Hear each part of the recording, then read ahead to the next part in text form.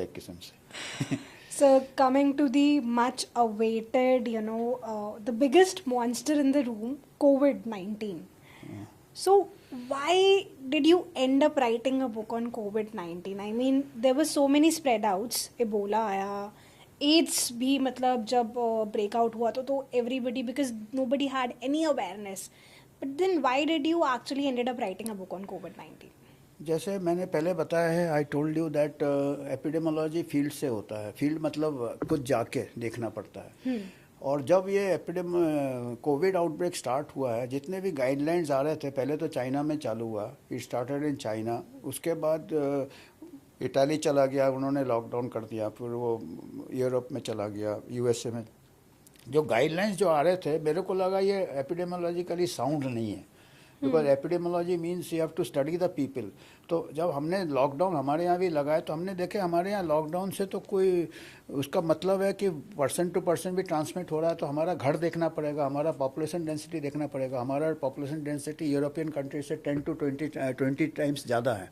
तो उसमें अगर हम लॉकडाउन करेंगे तो लोगों को और हमारे जो लोग अपना रोजी रोटी करते हैं, most of them are vendors, जो ठेला लगाते बाहर अपना पेमेंट में करते, वो तो ओपन एरिया में है, वहाँ तो ट्रांसमिशन होता नहीं रेस्पिरेटरी। तो हमने जो साइंस हमको मालूम था, जो एपिडेमिकल साइंस है, हमने बोला ये सब गलत हो रहा है। तो अच्छे से मेरा लकीली एक हमको नेशनल हेरल्ड में कॉलम लिखने के लिए बोला था। तो वीकली कॉलम पैंडेमिक के दौरान हम लिखते थे। उसमें मैं अपने जो जो विचार थे बेस्ड ऑन साइंटिफिक फैक्ट्स, उसको मैं लिखता था। और काफ़ी वो पॉपुलर हो गए थे कॉलम्स, काफ़ी लोग मेरे को फीडबैक देते थे। बाद में मेरे को आइडिया आया कि ये कॉलम्स को हम कलेक्ट करके हम इसको किताब में क्यों नहीं करें। तो ये कलेक्शन ऑफ कॉलम्स है, पेपर कॉलम्स। और उसके लिए हमने परमिशन लिया था नेशनल हेरल्ड से, तो उन्होंने दिए थे। कई तो मेन न्यूज़पेपर हमको कॉलम भी हमारे नहीं छापते थे, क्योंकि वो कई ऐसे ये था कि बाकी कोई बोलता है तो वो मिस इन्फॉर्मेशन है। तो मैं नेशनल हेरल्ड के लिए आभारी हूँ कि उन्होंने मेरा कॉलम छापा। और अभी कुछ महीने पहले, 6 महीने पहले, उनका एक सीनियर एडिटर, जो सीनियर जर्नलिस्ट जो था, उसने बोला कि हमको अच्छा लगता है कि आपने जो जो चीज़ बोला था वो सही आया है। और बाकी लोगों को अभी उनको एम्बेरसमेंट हो रहा है कि उन्होंने जो जो बोले थे वो आपने जो बोला वो सही निकला है। क्योंकि हमारे व्यूज़ साइंस के ऊपर होते थे और उनके व्यूज़ क्या है, पैनिक के ऊपर होते थे। जो पूरा वर्ल्ड पैनिक में चला गया था, तो वो पैनिक में लॉकडाउन किया, पैनिक में उन्होंने मूवमेंट्स बंद कर दिए, पैनिक में रिस्ट्रिक्शन बंद कर दिए। काफ़ी इकोनॉमिक लॉस हुआ, काफ़ी एजुकेशनल लॉस हुआ, स्कूल्स वगैरह बंद हो गए, ट्रॉमा हो गए, देवर ट्रॉमा। सो उसमें इसीलिए हमने किताब लिखना चालू किया कि, और हमने जो भी किताब लिखा है it is based on proper data, जो एक्चुअल हैपनिंग्स पे लिखा है। और आज तक हमने लोगों को चैलेंज भी किया है। आज तक जो हमको इसको रिबट करो या हमने कुछ गलत है, तो आज तक एक भी ऐसा कोई सॉलिड अपोजिशन नहीं आया है। You mentioned China. Do you think this was a bio war instigated on purpose, China से? पर्पस हो तो नहीं हो, पर एक्सीडेंट हो सकता है। हम एक्सीडेंट, क्योंकि ये accidents, gain of function research तो चलते हैं, कई सुपर पावर्स करते हैं। और मैं ये समझा दूँ कि गेन ऑफ फंक्शन रिसर्च क्या होता है। गेन ऑफ फंक्शन रिसर्च होता है कि कोई वायरस है, वो नेचर में होता है, उसका may be not very serious. तो उसको अगर आप थोड़ा उसको टैम्पर करो, उससे क्या आप कोशिश करते हो, वायरस को थोड़ा आपका सीविरिटी बढ़ाने की कोशिश करते हो और उसका इन्फेक्टिविटी बढ़ाने की कोशिश करते हो। वो क्या उन लोग जो करते हैं गेन ऑफ फंक्शन रिसर्च, जो रिसर्चर्स कहते हैं कि हम ये क्यों कर रहे हैं, क्योंकि कोई खुद बोलेगा नहीं कि हम इसको वेपन बनाने के कर रहे हैं, वो अनएथिकल हो जाएगा। वो दूसरे तरीके से अपने को आपको सपोर्ट करते हैं। वो कहते हैं कि क्या होता है कि अगर वायरस म्यूटेट हो जाता है और सीरियस हो जाता है, ज़्यादा विरुलेंट हो जाता है, ख़तरनाक हो जाता है, तो उसके पहले हम उसके लिए वैक्सीन बना सके या कोई ट्रीटमेंट बना सके, ये रिसर्च के लिए हम गेन ऑफ फंक्शन रिसर्च कर रहे हैं। बट आप एक्सीडेंट कहकर इसको इंटेंशनली बायो वॉर प्रोपगेट करने की पॉसिबिलिटी को रूल आउट कर रहे हो। देखिए, बायो वॉर में क्या होगा कि बायो वॉर अगर एक्चुअली वॉर होगा, मेरा जो है कि it will not affect the host country, जो कंट्रीज, क्योंकि बट ये वायरस तो सभी बट देन चाइना का जिस तरीके से पर्सपेक्टिव एंड दुनिया जानती है, मतलब हाँ, चाइना they're very तो- cruel, as Yeah. we all know or we get to know about them. देखिए दूसरा हो सकता they है, being the highest in population, शायद कुछ हजारों लाखों की जनता पॉपुलेशन के मरने से probably that won't impact them even. मेरे को तो जो लगता है कि ये कोरोना वायरस जो मान लेते हैं लैब से हुआ है, आपने चाइना को बोला काफ़ी क्रूएल है, they do not care for their own people rights. तो I mean that's what we get to hear. हाँ, of तो course. ये जो पैंडेमिक में क्या हुआ कि स्टार्टिंग में it started with the authoritarianism of China with its communism and authoritarianism, then it went to the west, and west में क्या हुआ, the worst of capitalism took over, market forces, क्योंकि वैक्सीन का बढ़ाना है, उस वैक्सीन को प्रमोट करना है, रेमडेसिविर को प्रमोट करना है, तो we are in this pandemic we got the worst of communism from China and the worst of capitalism from the west, and the common person has suffered उसको। तो हमको ये इसी किताब में भी मैंने ये वर्ड्स यूज़ किए हैं कि ये पैंडेमिक में क्या हुआ कि दोनों चीज़ का अंडरबेली दिखा, कम्युनिज्म का वर्स दिखा, कैपिटलिज्म का वर्स दिखा, मार्केट फोर्सेस आ गए, अपॉर्चुनिस्टिक हर तरह के आ गए, अपॉर्चुनिस्टिक फार्मा इंडस्ट्री आ गया, अपॉर्चुनिस्टिक साइंटिस्ट आ गए, अपॉर्चुनिस्टिक रिसर्चर्स आ गए, क्योंकि मैं तो अभी 17-18 काफ़ी साल से 20 साल से मैं एकेडमिक्स में हूँ। एकेडमिशियंस को भी काफ़ी स्ट्रगल करना पड़ता है फंड्स के लिए, ग्रांट्स के लिए, पब्लिकेशंस के लिए। तो ये सब कुछ ऐसे बीमारी हो, कुछ ये ऐसा फैल जाए तो उनको काफ़ी पैसा मिल जाता है रिसर्च के लिए। करेक्ट। अच्छा, आपका इतने सालों का एक्सपीरियंस है, do you think we over reacted? Definitely. या हमने बहुत ज़्यादा पैनिक का माहौल क्रिएट कर दिया, and were we successful in handling it, or it was a complete failure, or a question mark on, is it a question mark on the healthcare system or the Indian government? all world governments, not only Indian governments. Indian governments को मैं ये कहूँगा कि Indian governments को western scientist के ऊपर अभी depend करना बंद करना चाहिए, particularly as far as communicable disease concern. We got more first hand experience. वो वेस्टर्न इसके ऊपर क्यों डिपेंड करता है, क्योंकि ग्रांट्स वहाँ से आता है। So we should make a corpus from our tax payers money maybe, because क्योंकि ऐसे जो मिसमैनेज होता है उसमें भी टैक्स पेयर्स मनी जाते हैं। अभी वैक्सीन आपने मास वैक्सीनेशन दिया, वो कोई फ्री में नहीं दिया, वो टैक्स पेयर मनी से ही गया। 130,000 करोड़ बजट हेल्थ, तो हमारा कोई फ़ायदा तो हो नहीं रहा है। तो अगर हमारा अच्छे से रिसर्च होगा, शोध होगा, हमारे कंट्री के साइंटिस्ट करेंगे, we have got the capability, we don't have to depend on the western experts. Did we fail in handling it? Definitely, we failed in handling I it. mean, there were a lot of countries, I remember, Sweden Sweden did it Japan, very well, yes. they didn't have like lockdown, और हमारी neighboring countries की मैं बात करूँ, Sri Lanka, Pakistan, they had like no vaccination. I mean, कम था, हमसे कम था, पर इनफैक्ट अगर आप श्रीलंका का डेटा देखेंगे, उन्होंने वैक्सीनेशन के बाद उनके केसेस बढ़ गए, पहले कम थे। वो आइलैंड कंट्री है, ऐसे ही केसेस कम हुए हैं। ऑस्ट्रेलिया में तो वैक्सीनेशन के बाद, क्योंकि वैक्सीनेशन का एफिकेसी ज़्यादा देर नहीं रहता है, so it did not work at a public health level. हमने डेटा कई बार हमने प्रोजेक्ट किया है। अभी 3 महीने पहले हमने एम्स में भी मेरे को होस्ट किया था, न्यू दिल्ली में, वहाँ भी हमने डेटा बताया है। हमने ये भी कहा कि हम जो डेटा बता रहे हैं उसको हम रिबर्ट करें, कोई highest institution in the country, अभी तक कोई ने रिबर्ट नहीं किया कि at mass level I had projected data which shows that there was no impact. In fact, there was increase in cases and even deaths after the mass vaccine in Japan, in Malaysia, in Sri Lanka, Indonesia, Australia, so many countries. अच्छा, ये जो vaccines आपका Covishield and Covaxin and I आपकी, and अभी rumours भी हैं, I mean Covishield, people who had like Covishield now they are getting to see those effects दिख रहे हैं। What do you think? देखिए, वैक्सीन को एक तो कोई भी वैक्सीन है, इन्होंने 1 साल के अंदर बना दिया है। उसके 1 साल के अंदर कोई वैक्सीन बनाने के बाद आप कैसे गारंटी दे सकते हैं कि ये सेफ है? नहीं, इफेक्टिव ठीक है, हमने बोला चलो इफेक्टिव है, सेफ्टी तो टाइम ही बताएगा ना। तो जो भी अर्लियर सेफ्टी ट्रायल्स और वैक्सीन डेवलपमेंट 10 साल लगते थे, 5 साल लगते थे। 1 साल के अंदर, अगर 1 साल के अंदर करते हो तो मास लेवल में नहीं दो, छोटे से ग्रुप में दो, फिर जाके उसको स्केल अप करो। और एपिडेमियोलॉजी, इसलिए मैं कहता हूँ कि epidemiological principles were violated in this pandemic. 3 months into the pandemic, John Ioannidis and Jay Bhattacharya Stanford University के, उन्होंने बताया था कि young people up to 69 years of age 0.05% mortality है, इन्फेक्शन फेटेलिटी रेट। और बच्चों में तो बिल्कुल नेग्लिजिबल है, बिलो 18 ईयर्स, बिलो 40 ईयर्स बहुत कम है मोर्टेलिटी। तो जब वो है तो वैक्सीन को जुडिशियसली यूज़ करना चाहिए कि जो रिस्क ग्रुप है उसी को दो, बाकी लोगों को जो कि एक्सपेरिमेंटल वैक्सीन है इतने लार्ज स्केल में, not only it is poor science, it is poor economics also. Ethical भी नहीं है, कोई अननोन चीज़ आप दे रहे हो, एथिकल भी नहीं है।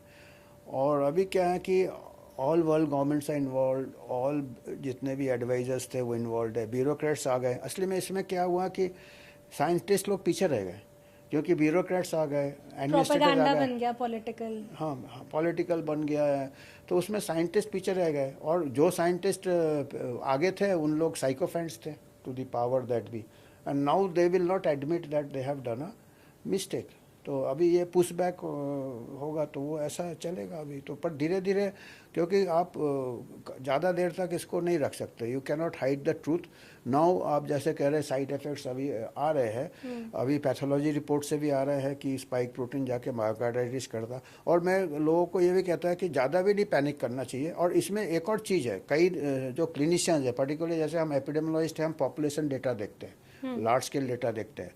क्लिनिशियन क्या कहता है, अपना प्रैक्टिस का एक्सपीरियंस वो जाके फिर एक्सपर्ट ओपिनियन देता है। अभी वर्स्ट केस सिनेरियो ये है कि 800 में एक को सीरियस साइड इफेक्ट होता है कोविशील्ड का। ये मेरा डेटा कई जगह देखा, यूके पार्लियामेंट में भी एमपी ने प्रेस किया, रिसर्च कंपाइल करके, एंड्रू ब्रिजनर है उसका, 1 in 800 and which is very high for a vaccine.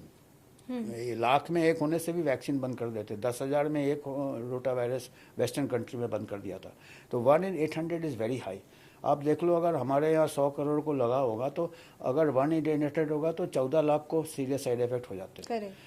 But individual level में वो सेफ हो जाता है, क्योंकि 1 in 800 में जो क्लिनिशियन देखता है ना, 800 मरीज तो नहीं देखेगा, वो 100 देखेगा, 200 देखेगा, 800 नहीं देखेगा। वो एक मरीज को सीरियस साइड इफेक्ट, अगर वो एक भी देख लेगा ना, वो बोलेगा ये तो कॉन्सिडेंटल है। तो वो जब देखेगा यार हमारे 100 मरीज में किसी नहीं हुआ, मैंने लिया कुछ नहीं हुआ, तो मोस्टली कुछ नहीं होगा, आपको भी डरने की जरूरत नहीं। अगर कोविशील्ड लिया तो 799 आउट ऑफ 800 कुछ नहीं होगा। सो मेरे दोनों कोविशील्ड ही थे। हाँ, तो डरने का क्या है कि 800 में एक है, पर पॉपुलेशन लेवल में that become a big burden, because side अगर पॉपुलेशन, तो हम इसीलिए कहते हैं कि जो इसमें जो जितने भी एक्सपर्ट्स आते हैं, क्लिनिशियन जंप करता है, और क्लिनिशियन को ज़्यादा लोग जानते हैं। एपिडेमियोलॉजिस्ट को तो कोई जानता ही नहीं है। ये पैंडेमिक के पहले मेरे घर वाले भी नहीं जानते थे कि मैं कर क्या रहा हूँ तो एपिडेमियोलॉजिस्ट को कोई नहीं जानता है, क्लिनिशियन को सब जानते हैं, और वही टीवी में आते हैं, वो हम उनको सेलिब्रिटी डॉक्टर्स कहते हैं। तो ये पहली बार मेरे को मौका मिल रहा है, इतना कोई सुन रहा है मेरे को। वी आर ग्लैड, इतना इन डेप्थ मेरे ख्याल से तो वो क्लिनिशियन को क्या है, वो जाके वो बोलेगा 800 को थोड़ी देखता है, वो उसका नजरिया पर्सपेक्टिव अलग रहेगा, और एपिडेमियोलॉजिस्ट का पर्सपेक्टिव अलग रहेगा। तो अभी 100 करोड़ में आप 1 in 800 निकाल लीजिए, और 14 लाख है तो it is a serious burden. 5 lakh तो हमारे कोविड से नहीं ये हुए थे। अच्छा, what about you know those myths, मतलब कोविड के टाइम पे जब हम सब क्वारंटीन ऐसे लॉकडाउन में अपने अपने घरों में थे, तो there was this phase, government आके कुछ नए नए तरीके करने के लिए कहती थी। कभी कहती थी थाली पीटो, दिए जलाओ, व्हाट वाज ऑल दैट? तो तमाशा था वो, थाली पीटो ये पीटो, तो यह तो लोग को एंटरटेन करने का यह था कि बोर हो रहे हैं लोग, और वो तो बिल्कुल ये जो कि हर तरीके से इन लोग, ये क्या है, ये इसमें हम हंस रहे हैं। ये जो 6 फीट का डिस्टेंस बोला था, इसमें भी कोई मीनिंग नहीं था। बाद में पता चला कि ये कोई हाई स्कूल प्रोजेक्ट था, कंप्यूटर प्रोजेक्ट, कोई बच्ची का जो कि हाई स्कूल में थी, कोई अमेरिकन साइंटिस्ट की स्टूडेंट थी, वो स्टूडेंट था वो बच्ची। तो उसने कोई कंप्यूटर प्रोजेक्ट किया था कि ये इतना फीट डिस्टेंस करेंगे, स्कूल बंद करेंगे, लॉकडाउन करेंगे तो कितना इन्फ्लुएंजा का ट्रांसमिशन कम हो जाएगा। उस प्रोजेक्ट को उन्होंने स्केल अप किया है। Okay, we tried implementing it. तो दैट मैं बता रहा हूँ ना, इसमें फील्ड एपिडेमियोलॉजी का चीज़ नहीं हुआ। इसी को मैं लैपटॉप एपिडेमियोलॉजी कहता हूँ कि कंप्यूटर, इवन जो मॉडल्स है, जो प्रोजेक्शन किए थे कि इतने मर जाएंगे, नील फर्गूसन फ्रॉम इम्पीरियल कॉलेज किए थे, उन्होंने बोला इतने मर जाएंगे। तो वो सब क्या किए थे, इटाली में 80 साल के थे, नर्सिंग होम में average age of death for 80 years, उसका इन्फेक्शन फेटेलिटी रेट ज़्यादा होगा एल्डरली में। अब वो आप पूरे पॉपुलेशन को अगर आप प्रोजेक्ट करोगे, India population is young population, hardly 5% people above 80 years. तो वो उस मॉडल में उन्होंने ये पॉपुलेशन, पूरे वर्ल्ड पॉपुलेशन को इतने प्रोजेक्ट किया कि ये पूरा इतना मतलब ह्यूमैनिटी को एक एक प्रकार से ये आ गया है, it is a crisis of survival. तो उससे पैनिक बढ़ता गया। उसके बाद मीडिया था, मीडिया पैनिक बढ़ाते गए। बिल्कुल। अच्छा, एक और फनी चीज़ हुई इस टाइम पर, सब जगह से बोला जा रहा था घरों में रहो, बाहर मत निकलो, पर आपको एक जगह पे, दो जगह पे पर्टिकुलरली, हॉस्पिटल और दूसरी जगह थी आपकी ये लीकर शॉप्स, इनके बाहर आपको एकदम बराबर लाइन मिल रही थी, कोई डिस्टेंसिंग नहीं, कुछ नहीं, and nobody tried stopping them also. कि एक होता है ना कि अगर आपने जनहित में एक चीज़ जारी की है, it was suppose to be valid everywhere, तो ये लीकर शॉप्स के आगे आप देखते हो इतनी भीड़ लगी होती थी, वो दो वहाँ पे घंटे के लोगों लिए को कोई खुलते थे ना, डिस्टेंसिंग नहीं है, कुछ नहीं दो है। घंटे के लिए खुलते थे वो, तो उसमें ज़्यादा क्राउड होता। दिन भर खोलने से एक इतना रश नहीं होता। तो इस लॉजिक बोल के तो चीज़ था ही नहीं, साइंस बोल के चीज़ था ही नहीं। There was no science, there was no logic, not even common sense. Common sense अभी देखिए, घरों में 6 डिस्टेंस कैसे होगा, स्लम्स में कैसे होंगे, और आपका डेमोग्राफी इतना डेंसिटी है। तो एक किसी ने कहा था कि हमारे कंट्री में अगर 6-6 फीट करोगे तो लोग दूसरे कंट्री में पहुंच जाएंगे, क्योंकि कंट्री इतने लोग हैं हमारे इसमें। So these are all. Africa में देखिए, उसमें नहीं हुआ, वैक्सीनेशन भी नहीं हुआ, कोई सोशल डिस्टिंक्शन नहीं हुआ, हो ही नहीं सकते। क्राउडेड स्लम्स है उधर भी, हमारे बांग्लादेश में, पाकिस्तान में, very high dense populations. Correct. So do you think we crashed as a health care system? Crash तो हो गया था, क्रैश तो कुछ तो मिसमैनेजमेंट में क्रैश हुआ। अभी देखिए, जो what was to be done was, जिसको आरटीपीसीआर पॉजिटिव है वो हॉस्पिटल बेड के लिए भाग रहा है, वो घर में रहता है। जैसे स्वाइन फ्लू के टाइम भी किया था, खाली उन्हीं को टेस्ट किया जो सिम्टोमेटिक है, मॉडरेट है, तो hospital were not over crowded. अभी क्या किया उन्होंने, जो भी आरटीपीसीआर पॉजिटिव है, अच्छा एक पॉजिटिव होगा तो वो 10 लोगों को, घर वाले को टेस्ट करेंगे, उसके कॉन्टैक्ट को, उसमें कई पॉजिटिव निकल जाएंगे। और आरटीपीसीआर इज टेस्ट विच में कि वायरस पार्टिकल, डेड वायरस भी पिकअप करता है, वो नहीं हो, और उसको अस्पताल में भर्ती करोगे। तो और इतना डरा दिया था कि जिनको एक्चुअल बीमारी थे वो अस्पताल जाने से डरते थे। I know cardiologist who lost 5 patients every month because they said कि हार्ट पेशेंट्स वर डिफिकल्ट, या तो उनको लॉकडाउन के लिए गाड़ी नहीं मिला, या they were afraid to come to the hospital कि वो कोविड हो जाएगा। कोविड डेथ से इतने डरते थे। तो उसमें आपने हॉस्पिटल बेड्स भर दिए। फिर जिसको भी आरटीपीसीआर पॉजिटिव होता वो भागता था हॉस्पिटल की तरफ। तो there was a medical stampede. आप कहते हैं ना, स्टैम्पीड में क्या होता है, भीड़ भागता है, विदाउट माइंडलेसली भागता है, लोग कुचल के मर जाते हैं। तो हमारा सेकेंड वेव में एक्चुअली वही हुआ। एक्चुअली अगर एसिम्टोमेटिक को, जब ट्रांसमिशन चारों तरफ फैल गया है, तब एपिडेमियोलॉजिकली उसको टेस्ट आइसोलेट का कोई मीनिंग नहीं है, क्वारंटाइन का कोई मीनिंग नहीं है। ये खाली मीनिंग तब है very initial stages when you can nib it in the bird. उसको आप फैलने से रोक सकते हो, आप रोक नहीं सके। आप चाइना से चांदनी चौक पहुंच गया वो वायरस, उसके बाद आप क्या रोकोगे, क्या क्वारंटाइन होगा, क्या होगा, you can not stop it. और उसमें क्या है कि you have created a medical stampede and nobody was listening to any scientist. हमारे जैसे लोग, बिना बात के I think lot of people lost their loved ones. Yes, बिना मतलब, अगर शायद नहीं, इतना not only panic that, create नहीं आपने होता। क्या किया, मेडिकल स्टूडेंट्स को घर भेज दिया। अरे मेडिकल स्टूडेंट्स को घर भेज दिया। Young medical students were never at risk, young people were never at risk. मैं हमेशा जाता रहा अपने कॉलेज अस्पताल, लॉकडाउन कुछ नहीं, मैं जाता रहा। मास्क भी नहीं पहनता था अपने डिपार्टमेंट में, मैंने नो मास्क जोन, मैं हेड ऑफ द डिपार्टमेंट था उस टाइम, मैंने बोला मेरा डिपार्टमेंट नो मास्क जोन है। हालांकि हमारे डिपार्टमेंट को दिया था जिम्मेदारी कि दूसरा कौन नहीं पहनता। मैं बोला जाएगा, नीचे जाएगा, पहनेगा, डिपार्टमेंट के अंदर कोई नहीं मास्क पहनेगा। So this was a panic which was created and which perpetuated, media perpetuate कर रहा है, ये परपिचुएट कर रहा है। And government used that to their own benefit.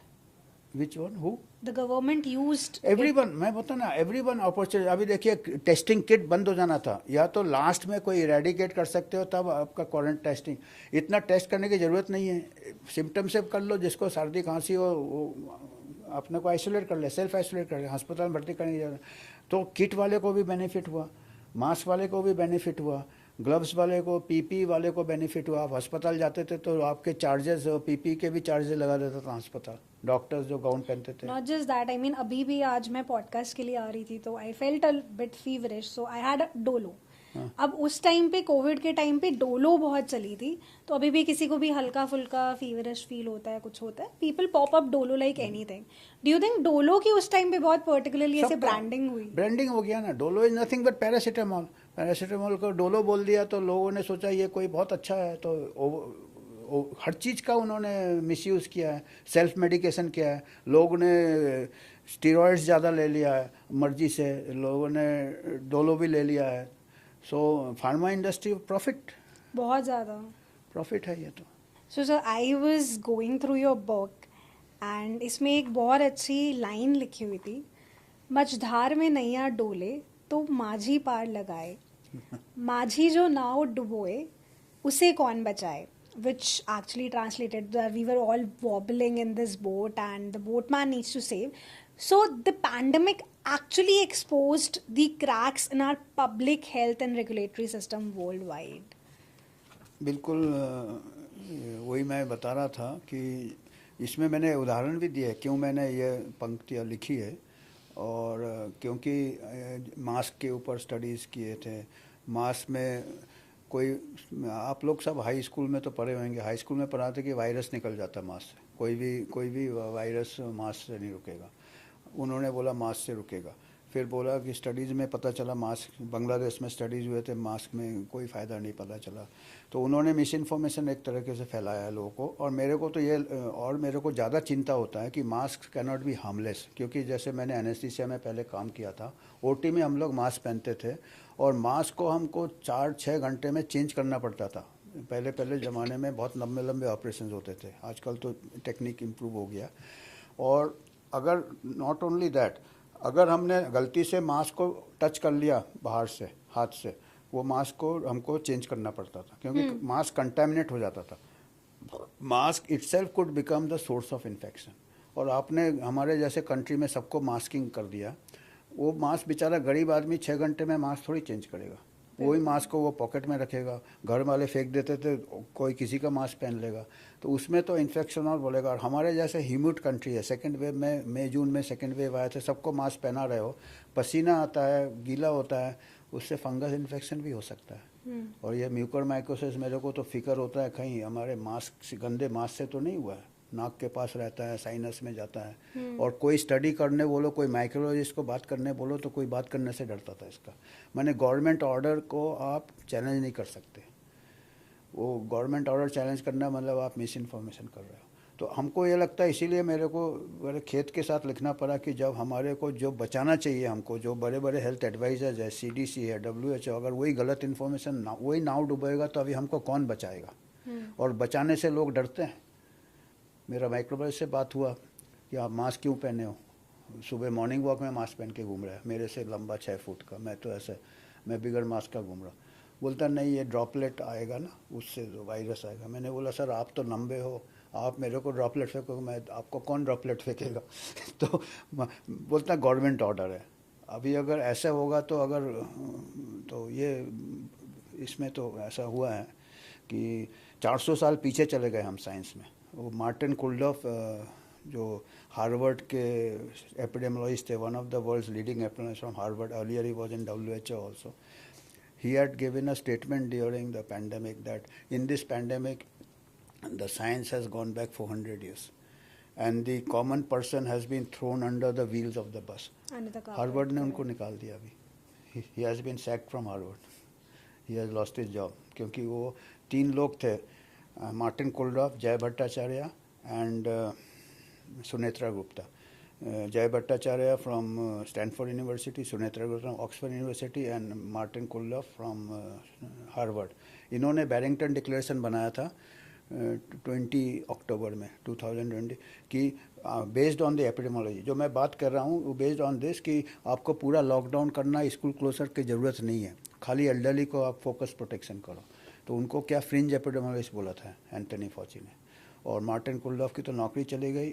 जय भट्टाचार्य को भी स्टैनफोर्ड में काफ़ी उनको सोशली आइसोलेट किया था. एक मेरी कलीग, मेरी पहचान की है, वो स्टैनफोर्ड यूनिवर्सिटी में प्रोफेसर है, वो उन्होंने मेरा किताब पढ़ा मंगा के वहाँ पे स्टैनफोर्ड में. किताब पढ़ाने के बाद जैसे आप मेरे से बात कर रहे हो, उन्होंने मेरे को 1-to-1 चैट में बात किया, वीडियो कॉल पे. उन्होंने 1 घंटा बात किया, ऐसी आलोचना किया और बोला कि हमको काफ़ी कुछ पता चल रहा है एपिडेमियोलॉजी के बारे में। देखो, स्टैनफोर्ड की एपिडेमियोलॉजी के प्रोफेसर बोल रही है, क्योंकि इंडिया में हमको जितने पेशेंट्स देखने मिलते हैं और जिससे हमने ये लिखे हैं अपने एक्सपीरियंस से, वहाँ पे उनके एक्सपीरियंस नहीं है।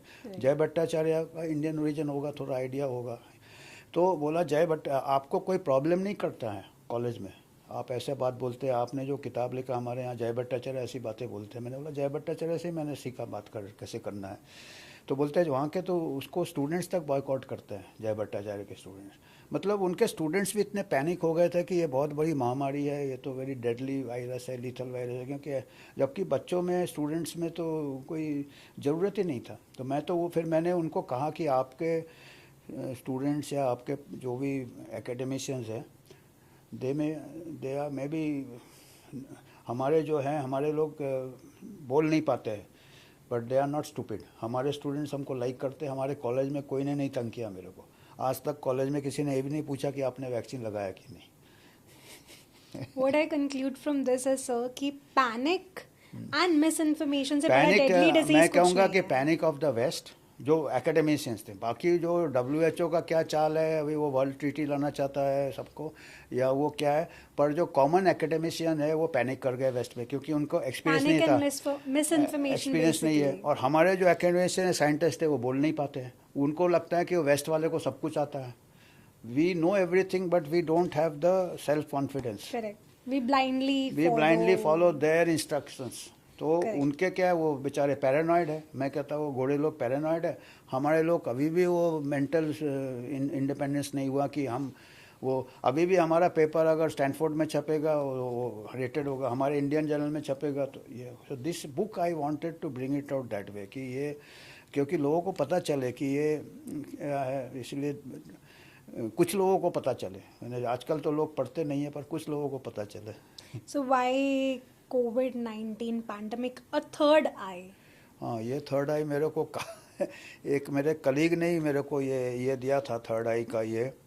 तो मैं तो इतना ज़्यादा रिलीजियस नहीं हूँ, तो मैंने सोचा थर्ड आई, तो मैं क्रिकेट खेलता था तो थर्ड एम्पायर। मैंने सोचा कि ये जिसको कोई कन्फ्लिक्ट ऑफ इंटरेस्ट ना हो, किसी को कोई अपॉर्चुनिस्ट नहीं हो, तो मैं थर्ड आई से देख रहा हूँ। और एक्चुअल जो मीनिंग है मेरे को, ये उन्होंने भी कहा था, एक जर्मन फिल्म मेकर ने भी पूछा था आपने थर्ड आई क्यों लिखा, तो मेरा जो कलीग था उसने बोला था ब्रह्मा का थर्ड आई होता है, गॉड का थर्ड आई, जो कि लॉर्ड शिवा का थर्ड आई होता है। तो हमने बोला, हमने तो थर्ड आई मतलब हमारा न्यूट्रल। हाँ, उस टाइम पर आई रिमेम्बर, मतलब जैसे घर में को पता ही है, मदर्स जो होती हैं वो थोड़ी ज़्यादा स्केप्टिकल एंड रिलीजियस मोस्टली, जो कि मैं भी देखती आई हूँ। तो उस टाइम पे, और व्हाट्सएप जो है एक ऐसा माध्यम है आज के डेट में, कुछ भी है फटाफट व्हाट्सएप के, तो उस टाइम पे बहुत चला था ये कि everybody was forwarding these text कि शिव जी की तीसरी आँख खुल गई है, या सो एंड सो डेट पे पूरा संसार, पूरी दुनिया ख़त्म हो जाएगी। तो वो मैं उतना नहीं सोचा था, क्योंकि मेरे को पूरा शिव जी का नहीं मालूम था। पर मेरे कलीग ने थर्ड आई बोला था, मैं बोला चलो, मैंने उसको एक्नॉलेजमेंट भी देखा कि डॉक्टर दबाडे है जिन्होंने थर्ड आई सजेस्ट किया, थर्ड आई। पर मेरी तरफ से थर्ड आई मीन्स न्यूट्रल एक है, मतलब neutral approach and slightly up, थोड़ा ऊपर से पूरा देखे, जो कि पूरा पॉपुलेशन को देख रहा है ऊपर से, मतलब शिव तो नहीं कह सकते अपने आप को, पर थोड़ा ऊपर से, जो कि डॉक्टर अपना इंडिविजुअल पेशेंट देख रहा है। जैसे मान लो ना 800 पेशेंट देखेगा, एक साइड इफेक्ट नहीं पकड़ पाएगा, पर ऊपर से देखेगा तो उसको पूरा पता चलेगा कि क्या पैटर्न्स क्या हो रहे हैं। Well, thank you doctor Banerjee. I mean this was quite insightful. I mean काफ़ी सारे मिथ्स जो थे सो फार, या काफ़ी मिस इन्फॉर्मेशन जो थी, आज काफ़ी क्लैरिटी मिली, and I am sure people who are going to watch this, उनके भी काफ़ी फैक्ट्स एंड फंडास क्लियर हो जाएंगे। So thank you so much for coming, and we wish you all the best with your book, and thank you so much once again. Thank you so much. It's a pleasure, and Blue Rose has been very supportive, and it has really helped me how to go about. Thank you, sir. Thank you so much. Thank It has been a pleasure. Thank you. Thanks a lot. Thank you.